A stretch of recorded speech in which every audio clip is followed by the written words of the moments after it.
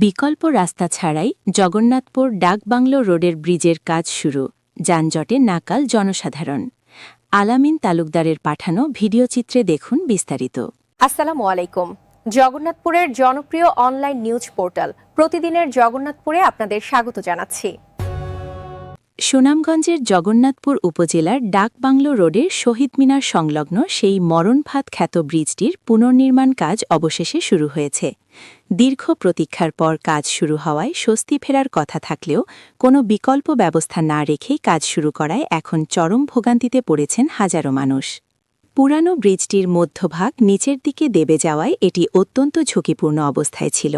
দীর্ঘদিন ধরে মানুষ ও যানবাহন জীবনের ঝুঁকি নিয়ে এই ব্রিজ দিয়ে পারাপার হতো। এলাকাবাসীর দাবির মুখে বর্তমানে নতুন ব্রিজের কাজ শুরু হয়েছে।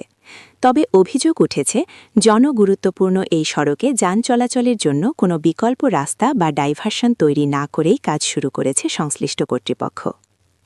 সম্প্রতি জগন্নাথপুরের নবনির্মিত দৃষ্টিনন্দন আর্চ ব্রিজ চালু হওয়ায় যোগাযোগ ব্যবস্থায় নতুন দিগন্ত উন্মোচিত হয়েছে।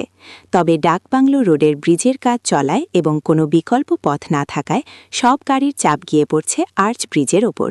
ফলে সকাল থেকে সন্ধ্যা পর্যন্ত আর্চ ব্রিজে তীব্র যানজট লেগে থাকছে। বিকল্প রাস্তা না থাকায় ছোট বড় সব যানবাহনকে দীর্ঘ সময় লাইনে দাঁড়িয়ে থাকতে হচ্ছে। জরুরি প্রয়োজনে যাতায়াতকারী ও স্কুল কলেজ পড়ুয়া শিক্ষার্থীদের দুর্ভোগ চরমে পৌঁছেছে। স্থানীয় ভুক্তভোগীরা জানান, ব্রিজ হওয়াটা আমাদের দীর্ঘদিনের দাবি ছিল, কিন্তু সাধারণ মানুষের চলাচলের পথ বন্ধ করে এভাবে কাজ শুরু করা কোনোভাবেই কাম্য নয়। দ্রুত একটি বিকল্প অস্থায়ী রাস্তার ব্যবস্থা করা না হলে এই যানজট পরিস্থিতি আরও ভয়াবহ রূপ নেবে।